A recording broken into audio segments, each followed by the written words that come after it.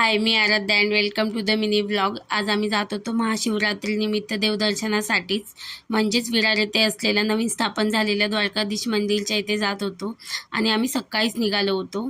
आणि इथेच मी येत असाल तर हे मंदिर आहे विरार पूर्व येथे शिलगाव येथे आहे आणि तुम्ही गुगल मॅपवर जरी लोकेशन टाकलं तरी सहजरित्या पोहोचू शकता. आणि इथे जाण्यासाठी आम्ही प्रायव्हेट ऑटो केलेली आणि इथे येण्यासाठी बस, त्याच्यानंतर शेअरिंग ऑटो पण भेटते.